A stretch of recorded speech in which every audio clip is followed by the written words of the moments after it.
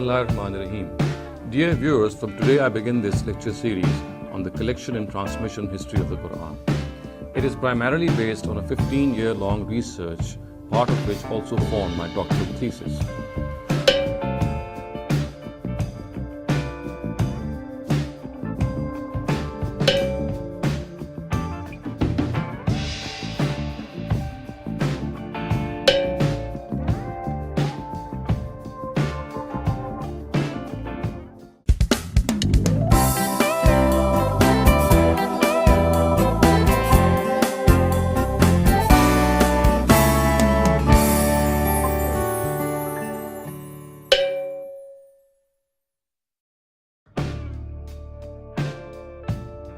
The first question which arose in my mind when I began studying and teaching the subject was that currently there are 5 different versions of the Quran found in the Muslim Ummah.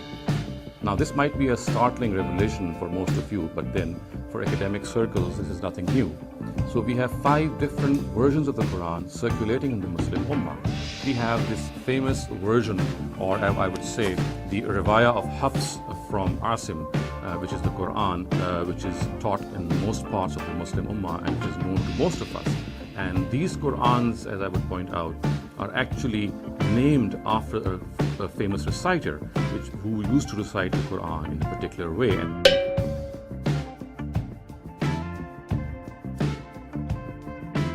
when I say reciter, it does not merely refer to pronunciation, it also refers to variation in words. So when I say there are 5 versions, it means that they have 5 different versions which have different words at times. There are verbs which are different, there are nouns which are different, there is a difference between plural and singular, there is a difference between declensions or the i'rab, and then we have other differences as well. So the first of these Qurans, as I said, which circulates in most of the Muslim Ummah, is called the Riwayah of Hafs from Asim. And the second of these versions is called the Riwayah of Warsh and Nafi.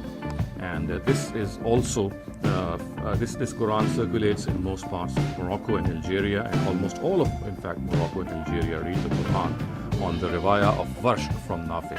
Warsh and Nafi, and as I previously said, Hafs and Asim, all these are reciters.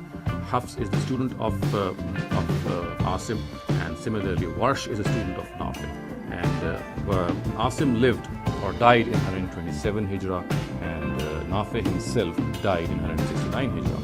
The third version of the Quran, which is prevalent in most parts of Libya and Tunisia, is called the Riwayah of Qalun from Nafi. Now, Nafi, again, he had 2 students. The previous version was from Warsh, and this is from his other student, Qalun. So this is the third version of the Quran. Now the fourth version of the Quran is found in parts of Sudan, and this is called the Riwayah of Ad-Duri from Abu Amr. Abu Amr is also another reciter of the Quran, and may I also point out that Asim himself lived in Kufa and Nafi in Medina, and Abu Amr, whose qiraat I'm just mentioning, he lived in Basra. And as I said, his Quran is found in most parts of Sudan. And finally, we have the Quran of Hisham. The Riwayah of Hisham from the qiraat of Abdullah ibn Amir.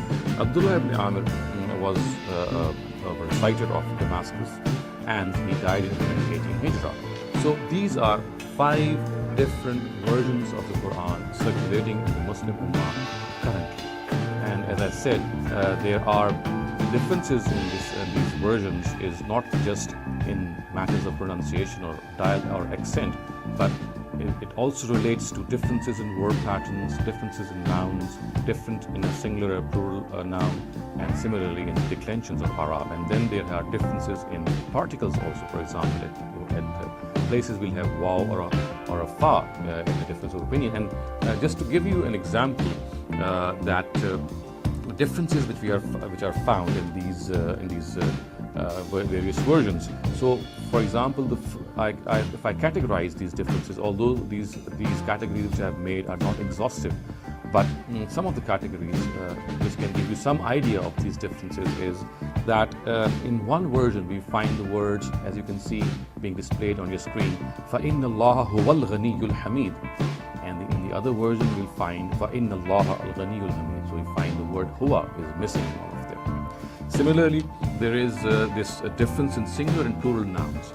So first of these verses which I cited was Surah Hadid's 24th verse, and now I will cite Surah Tahrim's 12th verse. And the words of this verse in one of the versions is وَصَدَّقَتْ بِكَلِمَاتِ رَبِّهَا وَكُتُبِهِ وَكَانَتْ مِنَ الْقَانِتِينَ. And the words in another version are وَصَدَّقَتْ بِكَلِمَاتِ رَبِّهَا وَكِتَابِهِ. In the previous we had the plural kutub, and now we have kitab. وَكِتَابِهِ وَكَانَتْ مِنَ الْقَانِتِينَ. And then we have also differences in verb patterns. For example, in one verse of Surah Araf, verse 141, the words are is anjaynakum min ali fir'auna yasumunakum su'al azab yuqattiluna abna'akum. And in other version the words are yaqtuluna abna'akum. And then again we have a difference in declensions or the Arab. And in Surah Lahab, the 4th verse reads in most versions as حَمَّالَةَ الْحَطَبِ فِي جِيدِهَا حَبْلٌ مِّن مَّسَدٍ. Why some versions say حَمَّالَةُ الْحَطَبِ. So it is declined in the nominative, while the first one is declined in the accusative. So all in all, we can see that there is a difference in these areas. And if you ask me that does this difference change the meaning of the Quran as well, I would say yes. In many cases, it does change the meaning. And although the change might be very minor and it might not be of much significance, but again, it does change the meaning. And in some cases, there is a drastic change in meaning as well. For example, in the Tayammum or in the Wuzu verse of Surah Ma'idah, which is the 6th verse of Surah Ma'idah, if it is read in a particular way, during ablution, we would not need to wash our feet. To wipe them would be sufficient. To do masa on them would be sufficient. So if we read the verse as Arjulakum ilal Ka'bayn, the way it is found in some of the versions, then we'll have to wash our feet. But if we read it as Arjulikum, then we will not need to wash our feet. Merely wiping them or doing masa on them would be sufficient if we are doing wuzu. So you can see that there is a difference in the directives as well.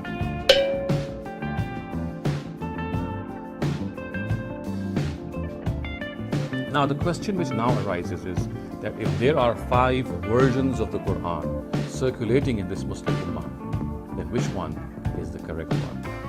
I'm saying this because there are other versions also which are classically accepted, but that I leave to the next point.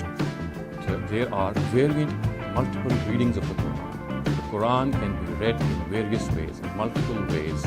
And why? Because our scholars say that these multiple ways have been sanctioned by the Prophet. But when they say this, they do not cite any criteria from the Prophet. But what they do is they cite their own criteria in this regard, and they say that if any reading of the Quran, any recital of the Quran is sanctioned by 3 criteria, then it can be accepted as a verse of the Quran. That particular recital will be a verse of the Quran. And these 3 criteria are very, very famous, and any person who has even a slight knowledge of the Qur'an science, he knows that a Qur'an or a reading should be in accordance with the rules of the Arabic grammar, and then it should be reliably traced back to the Prophet Muhammad sallallahu alaihi wasallam. And the 3rd criteria is that it should be in accordance with any of the Usmanic copies. So any reading, any recital which is in consonance with these 3 criteria is regarded as acceptable. And may I show you, viewers, that if I show you this Quran before me and I open up any page of the Quran, you will find on its sides other variant readings of a particular verse which is mentioned in the main text are mentioned in the margins, and you can see that there's hardly a page in this whole corpus of the Quran which is devoid of any variation in this reading. And this variation in reading, again, as I said, is basically acceptable to all our scholars if these readings conform to these standards which I have just narrated before you.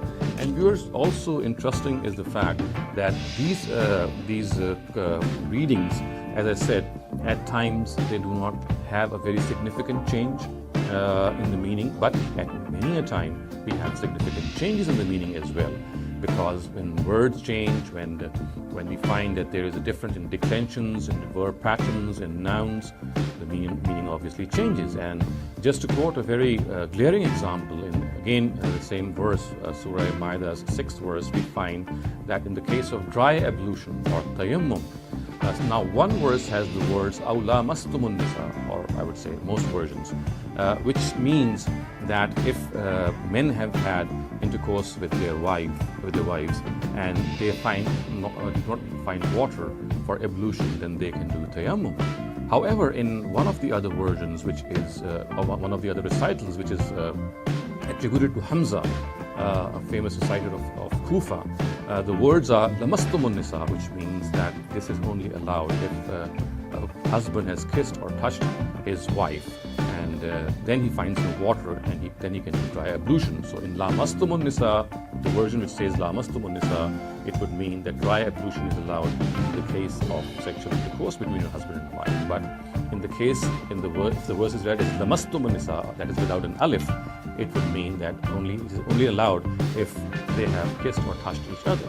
So you can see that merely this variation produces a difference in the corrected as well.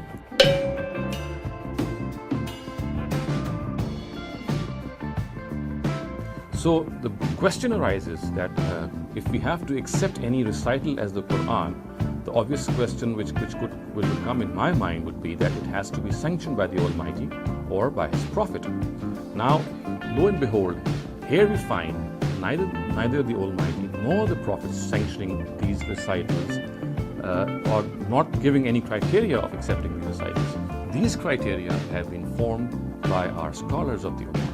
When I say these three criteria, it means that these three criteria have not been given to us by the Almighty, not been given to us by the Prophet Muhammad ﷺ himself. It is the scholars of the Ummah who say that any recital, any reading of the Quran, any qiraat of the Quran, if it conforms to these three standards, then it shall be held acceptable. So as I said, the question which arose in my mind is, why?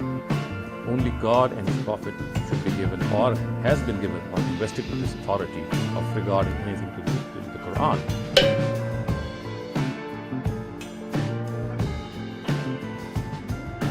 So how can we regard something which a scholar of the Quran, who is perhaps 100 or 200 years, who lives 100 or 200 years after the revelation of the Quran, who has given him the authority to decide what the Quran is and what it is not?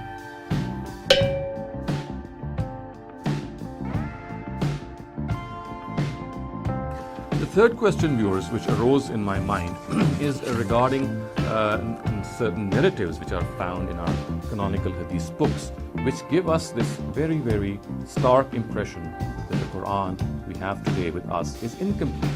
The Quran we have today with us is not complete, it is imperfect. It has something which has been left out, and I can quote many examples, but for the lack of time, I would content myself in citing two very common examples which are perhaps known to any student of the Quran who has studied the history of the Quran. So the third question, as I said, which struck my mind and which caused a lot of doubt in my mind was that we have this impression that the Quran we have today is not complete. Now, the first of these verses is the stoning verse, which is found in Bukhari. It's also found in the Muwatta of Imam Malik. But the version that I am now presenting before you is a hadith which is from Sunan of Ibn Majah.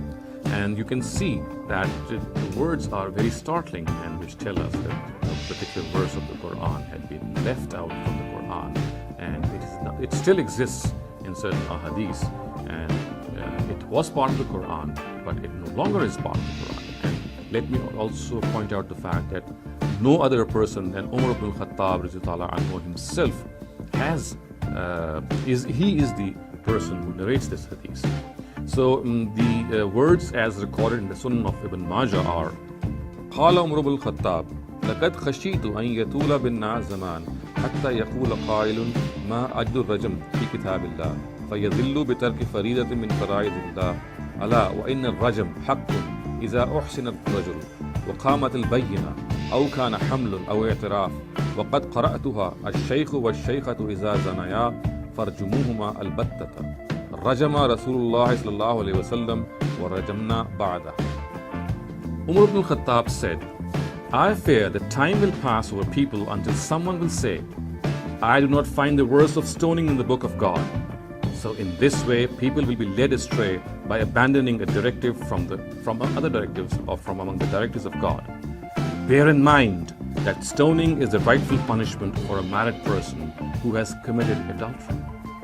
And it is established through evidence or pregnancy or confession. And I have read, Ash-Shaykhu wash-Shaykhatu Iza Zanaya Farjumuhuma al-Battata. This is the verse which Umar said has been left out from the Quran. And it means necessarily stone to death the married man and the married woman guilty of adultery. So this is what the conventional translation of this word is. God's messenger stoned criminals for this crime, and so did we after him. So this is the verse of the Quran which is operational today, on the basis of which punishments are given today by our conventional scholars the way they understand it, but it is no longer found in the Quran. Another example here is the suckling verse, and this hadith I cite from the Sahih of Imam Muslim. And here this hadith has been cited by none other than Aisha radhiyallahu anha. So the words are, An Aisha annaha qalat kana fima unzila min al-Quran ashru raza'atin ma'lumat yuharrimna summa nusikhna bi khamsin ma'lumat فتوفي رسول الله صلى الله عليه وسلم وهن فيما يقرأ من القرآن. Aisha stated, among what was revealed in the Quran was that 10 known suckling drops of milk of a child will make him a foster son and hence make him prohibited to marry. Later, this was abrogated in a verse which mentioned 5 known drops. God's messenger died, and the verse which mentioned these 5 drops was among what was being read from the Quran. So Aisha radhiyallahu anha is supposedly saying that what makes a person as a foster son or a foster child is the suckling verse which says that 10 drops of milk when they are drunk by a child, and he becomes a foster child. And she says that this was abrogated by another verse in which instead of 10 drops, it was mentioned that 5 drops of milk are sufficient to make a child as a foster child. And what she says, which is something which is very eye-catching, is فَتُوفِّيَ رَسُولُ اللَّهِ صَلَّى اللَّهُ عَلَيْهِ وَسَلَّمَ وَهُنَّ فِيمَا يَقْرَأُ مِنَ الْقُرْآنِ, that فِيمَا يُقْرَأُ مِنَ الْقُرْآنِ. She says that the Prophet died, and this verse was among those that was being read from the Quran. And viewers, we know that today's Quran no longer contains this verse. So the words are وَهُنَّ فِيمَا يُقْرَأُ مِنَ الْقُرْآنِ. These verses from among the Quran were from among the Quran when the Prophet died. And we obviously, as I said, these no longer exist. So these two are very prominent and glaring examples which testify to the fact that the Quran we have today, if we go by these narratives, is incomplete. So as I said, this was the third question which struck me when I began my research.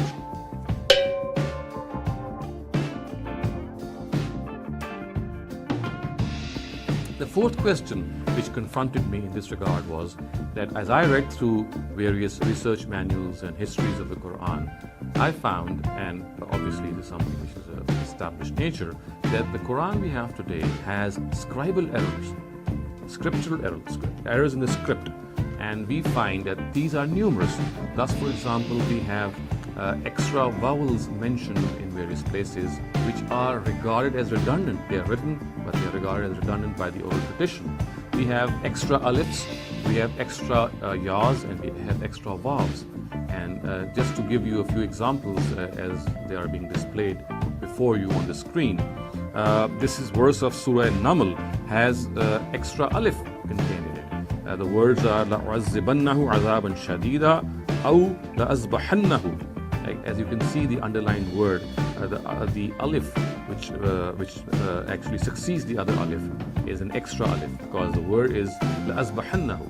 Or if we don't accept this to be a letter which is redundant, then we find this anomaly that this word would disperse, or this word would read in a very opposite way, and the word would be أَوْ لَا أَذْبَحَنَّهُ. It would be a negative particle instead of presenting the positive picture.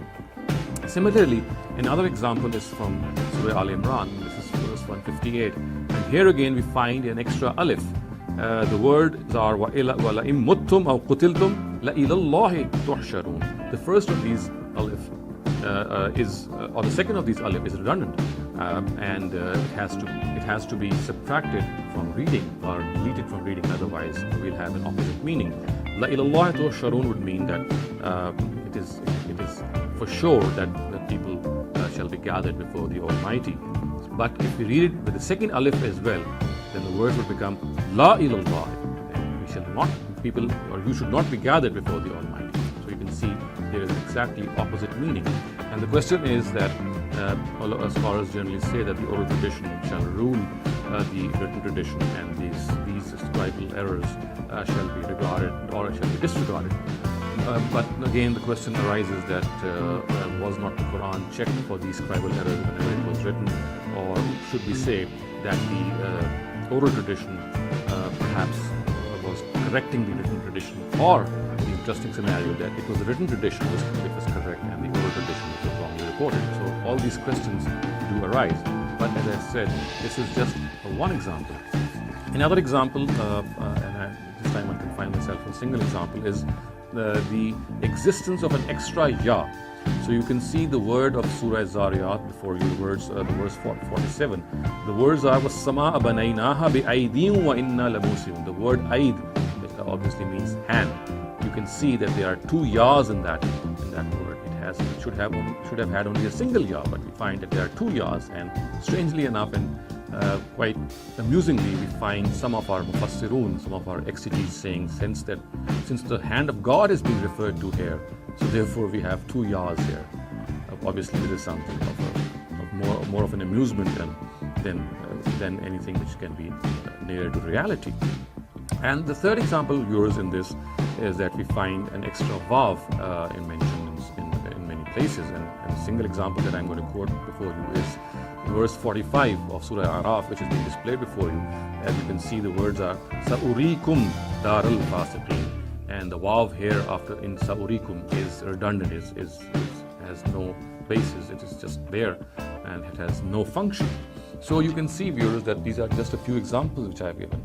Other than these examples, there are numerous examples in which you can see these scribal errors in which an extra va or extra ya or an extra alif is found in these versions of the Quran. And it is not just the Quran that we have today. Even the earliest versions of the Quran have these scribal errors. So the question obviously which arises in our mind is that why does the Quran have these scribal errors?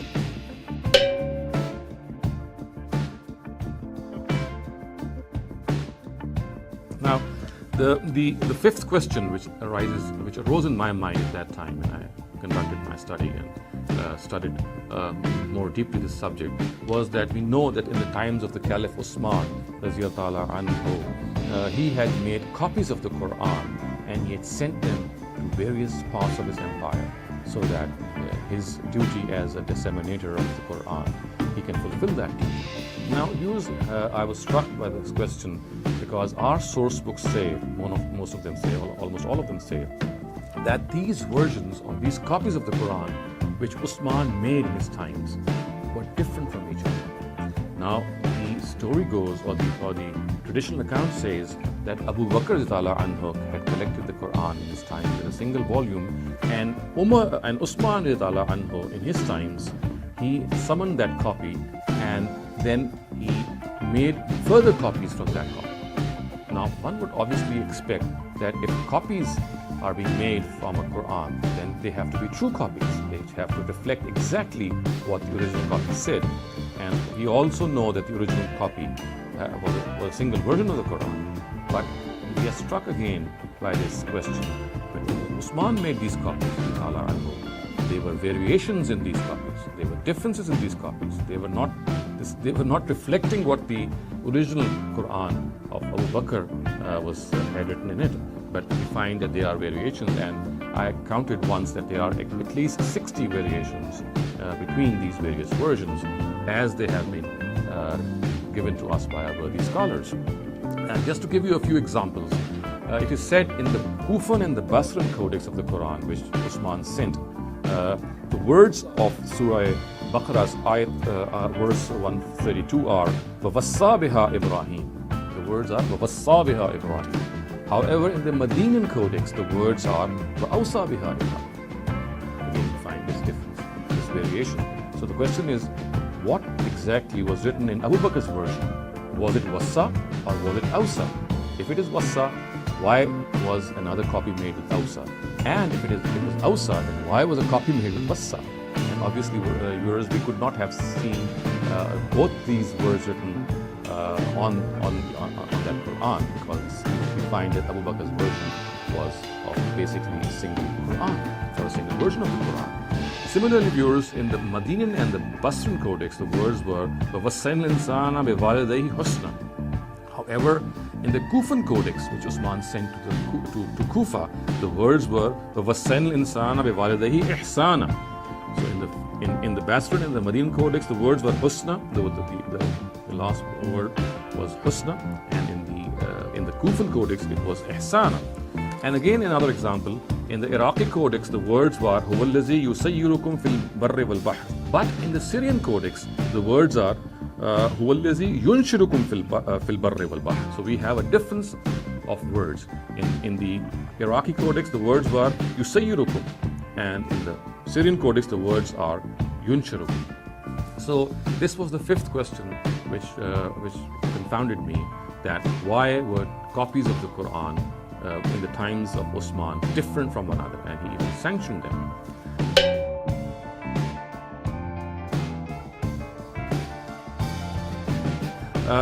The sixth question which arose in my mind at that time was that basically the accounts of the collection of the Quran and its transmission have been mentioned in our Umum al-Quran books.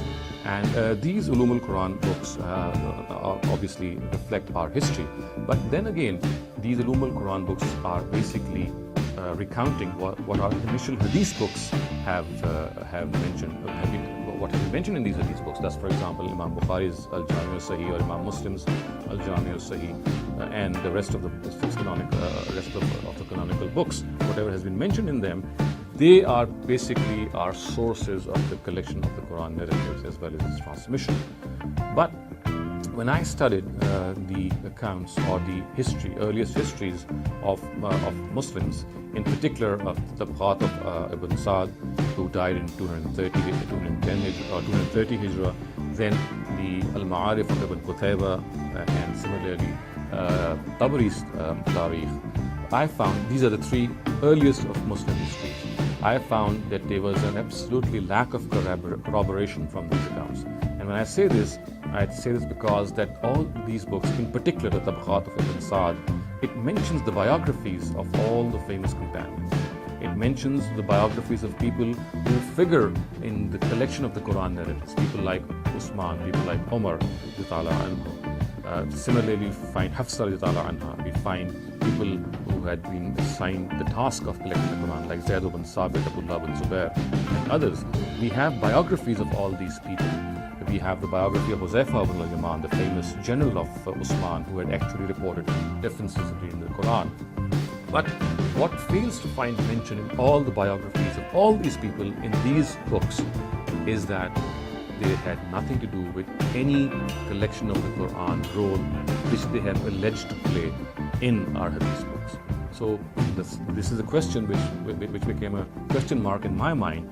Why is it that Hadith books report a collection and transmission story or history of the Quran, and this collection and transmission history should have found mention in our history books as well, because these history books actually they relate and narrate the biographies of people who were involved in collecting and transmitting the Quran. But when we find these people any mention in our history books. In particular, I'm referring to the collection of the Quran narratives of the people who were involved in this in the times of Abu Bakr anhu and Usman anhu. We do not find that these people had any role which our hadith books have portrayed regarding these people.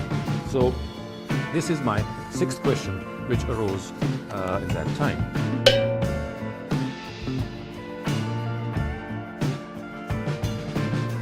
The seventh question which arose in my mind was that the chains of narration of these collection of the Quran narratives are extremely weak, and they, more often than not, in most cases, they hinge on a single narrator, a single person from whom it is disseminated. In the first couple of tiers, it is narrated by single people. Now, it is a very common established norm of historical criticism that when things of all-pervasive nature are mentioned by a few individuals, then they come to question. When the nature of something is such that it has to be transmitted, or it should have been transmitted by many people, but we find just a single person narrating it, and after him, a single person narrating it as well, then it comes to question, did this event actually take place or not? Because if it had taken place, there would have been multiple people reporting the same version, the same event. Whereas in most cases, as I shall point out in my later lectures and talks, that they all hinge upon people, single people and single strands who report these narratives. So it is this weak nature of this transmission that struck me when I was doing my research.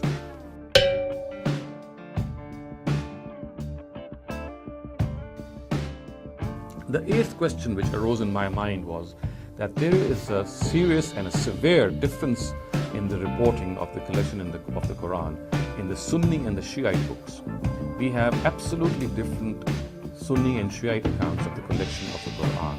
The Sunni accounts regarding the collection of the Quran have a different version of this collection, and the Shiite accounts, which are primarily based on the Kitab of Saleem ibn Qais, Tabrasi's al-Ihtajaj, and Ali ibn Ibrahim al-Qummi's Tafsir al-Qummi.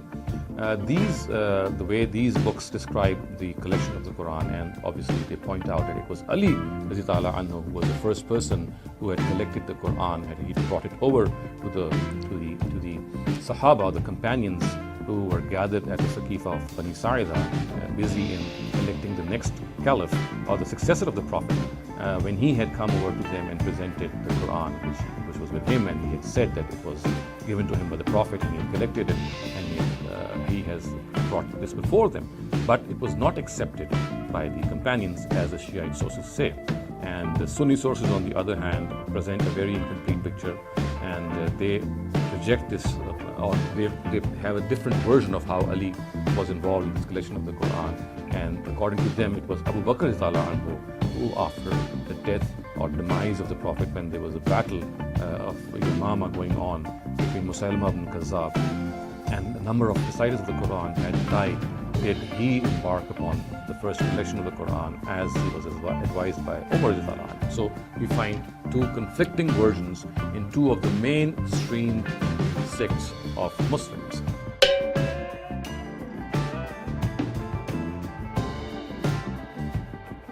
Now, the ninth question which arose in my mind was that a famous companion of the Prophet, Abdullah ibn Mas'ud, he is someone who was very close to the Prophet, one of his earliest companions. Now, he is a person from whom you could least expect what I'm going to just narrate before you. He said that the Mu'awwizatayn, or the last two surahs of the Quran, Surah Falaq and Surah Nas, they do not belong to the Quran. It was his view that these two surahs were not part of the Quran. And as has been reported, that Kana Abdullah yahuqqul mu'awwizatayn min masahifihi, that he would delete the mu'awwizatayn, the last two surahs of the Quran, from the Masahif. وَيَقُولْ إِنَّهُمَا لَيْسَتَا مِنْ كِتَابِ اللَّهِ تَبَارَكَ وَتَعَالَى. He would say that they do not belong to the book of God. So this is what Abdullah ibn Mas'ud would say, as has been recorded by these books.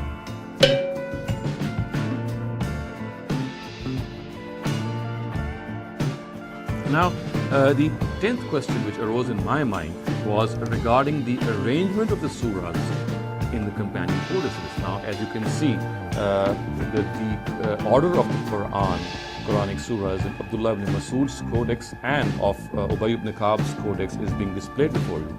And this has been brought to surface by Ibn Nadim's al-Fahrist and Suyuti's al-Itqan. And they have displayed this arrangement in their own books and said that this is how the Quran was arranged in the companion codices.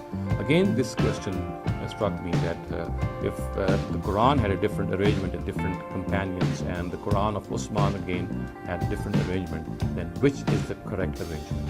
Why should we give up the arrangement of the other Sahaba and we stick to the arrangement which is found in the Codex of Usman? So the numbers that you see, viewers, being displayed before you are the numbers which are found, are the number of the surahs. They represent, each number represents a surah in the Usmanic Codex.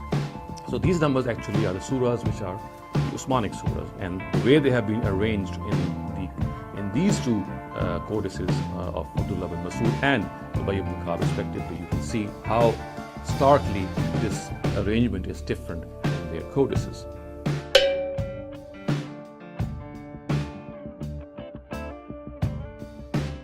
Now, the 11th question which struck my mind is that the orthography of the Quran, or the orthographic history of the Quran, in which vowel sounds and diacritics were inserted and the way it has been mentioned, it actually belies common sense.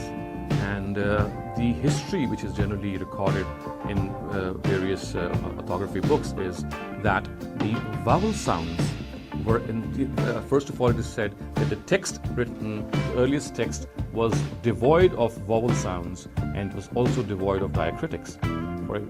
And that would mean that the way a word should be pronounced and the way a word actually is, similar words which differ with each other by virtue of diacritics, this would not be available, would not be apparent in that skeletal text. It is said that the vowel sounds were inserted first, and then later on, in the times of Hajjaj ibn Yusuf, the diacritics were inserted. So Abu al-Aswad al-Duwali is the person who first inserted the vowel sounds, and later on, about 2 or 3 decades later, Hajjaj ibn Yusuf in his time summoned some of the other people who actually then inserted diacritics.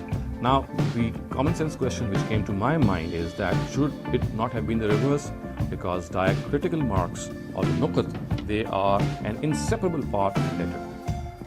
If at all any insertion had to be made, it should have been the diacritics which should have come first, and then later on these vowels should have come. Because merely inserting the vowels and not being able to differentiate between a ra and a za, and a ta and a za, and a sin and a sheen, or a sa and a sha, what good would have been vowel sounds? What could have been the Arab if, in the absence of these diacritics, the Quran could still be read in various ways?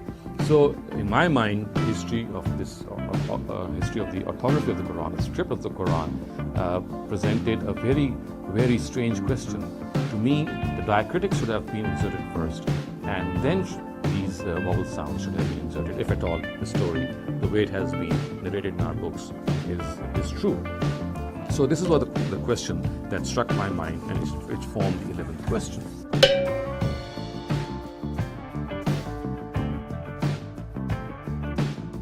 Now, the 12th question which struck my mind and which also caused doubt in my mind was that famous narrative which most of you would be knowing, is the revelation of the Quran on 7 ahruf. It is said that the Quran has been revealed on 7 ahruf, and this again, this narrative is found in Bukhari, is found in Muwatta, is found in its variations are so many that most of our scholars regard this narrative to be mutawatir. They say that it is a mutawatir hadith. And strangely, not a single person is in a position to decipher what actually is the meaning of this narrative. We find different opinions, a plethora of opinions, people citing over 30 interpretations of this narrative. And a person of the caliber of Imam Suyuti has said that this narrative is among the mutashabihat, or the meaning of which is only known to God. And viewers, this narrative is one of the basic narratives in Muslim translation and collection Quran history, because it is this narrative on the basis of which multiple readings of the Quran are accommodated and allowed.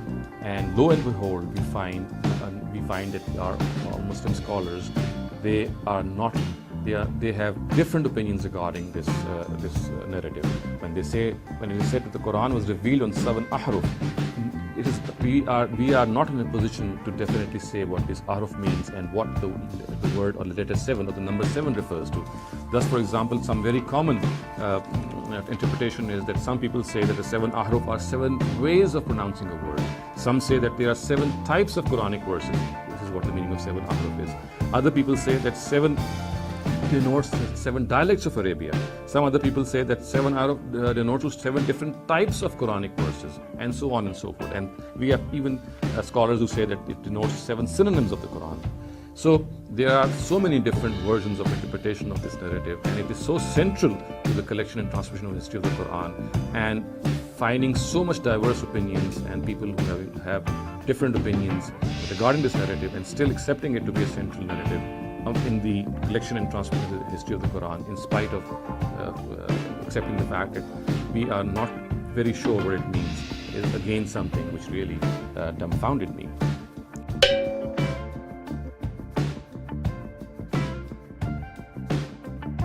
Finally, viewers, my 13th question, and I would say that these are some of the questions which I am citing before you. There are several others as well which came to my mind, but these are some of the ones which I would present before you. So the final question which came to my mind was that we are generally introduced and told that the Quran was transmitted in such a manner that there were thousands of memorizers of the Quran. There were heaps, and there were such a large number of people who had memorized the Quran partially and completely, and then these memorizers had transmitted this memorized Quran to the next generation, and so on and so forth. And such was this large number of memorizers of the first generation in the time of the Prophet that any transmission of error was rendered as secure. But on the contrary, we find a Muslim hadith book as highly regarded as Jami' Sahih of Imam Bukhari, presenting 2 narratives which say that actually there were only 4 memorizers of the Quran who had memorized the Quran in the lifetime of the Prophet. And this is obviously in stark contrast with the claim that there were thousands of memorizers. The words of this narrative, as recorded in the Jami' Sahih of Imam Bukhari, are it is reported by Anas ibn Malik. He says, Matan Nabi, walam yajma'il Quran ghayru arba', and then he names those 4 persons: Abu Darda, Muaz ibn Jabal, Zayd ibn Sabit, Abu Zayd. So it says that these are the 4 people. Only the style is very restrictive. It says Lam yajma'il Quran ghayru arba'. Only 4 people had memorized the Quran. I'm saying memorized because most of our scholars interpret this narrative, the word jam'a, to connote memorization.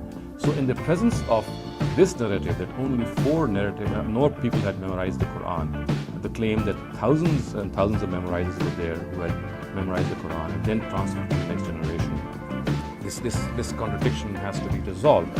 Either the first one is correct or this is correct. So again, this was a question that struck my mind, and it urged me to find what the truth was.